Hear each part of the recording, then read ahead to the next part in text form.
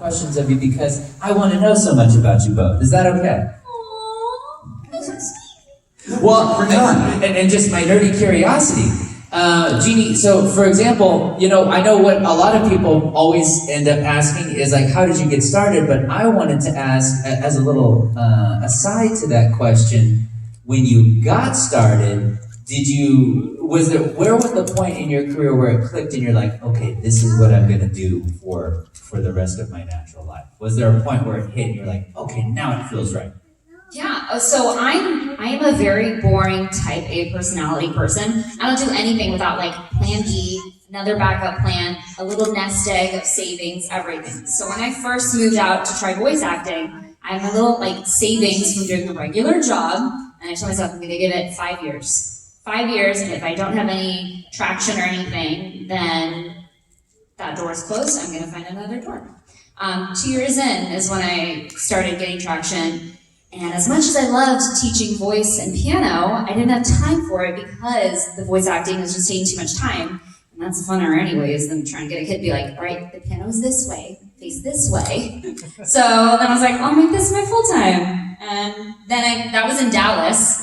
And then there's always like a ceiling in Dallas. There's only so much work. But LA, there kind of isn't a ceiling because they're always making new stuff. And there's always like new media and all that stuff. So then I moved out to LA and I told my husband when I met him, I said, if you're wanting to move somewhere else, don't date me because LA is like end goal. Yeah. Bought a home, there to stay.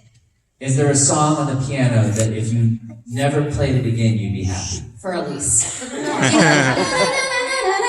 I don't need to hear that song. I don't need to see a little kid trying to force their way through it. Well, I'm sorry to say, bring out the piano!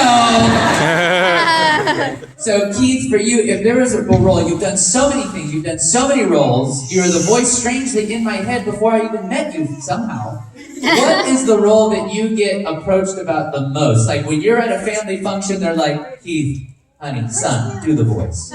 Is there a role? It's not even, well, if it's a family function, it's probably Hawk Moth. We have enough kids in the family, so it's probably miraculous related. But what's been fun about my career is it does change over time, and it depends where I go. So I go to cons, and Hisoka's the most popular one. Or some cons, Chun-Li's the most popular. So I kind of like that. Chun-Li? Chun-Li. Yeah, Street Fighter. Okay. You didn't know? Okay. You didn't know? Proceed. Yeah. Chun-Li.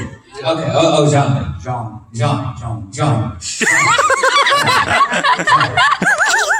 It's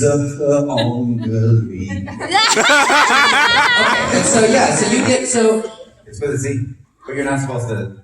It's more like a J-ish sound, I'm told. So, variety of characters. Is there one character that when you went in to voice it in your head, because we're always told believe in yourself, have confidence in yourself, etc. But we all have fears and things like that. When you're in the booth, did you say, "Oh man, I don't know if I'm right for this role"? Have you ever felt that, or you're like, "Nope, I'm owning it. Here we go."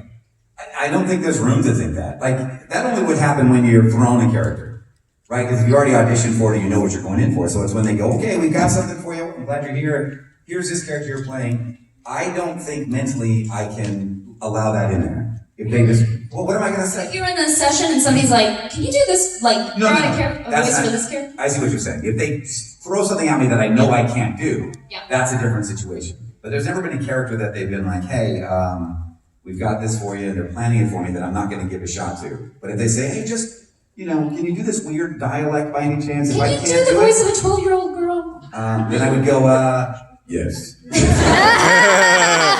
I'd be very excited to do so. Thank you.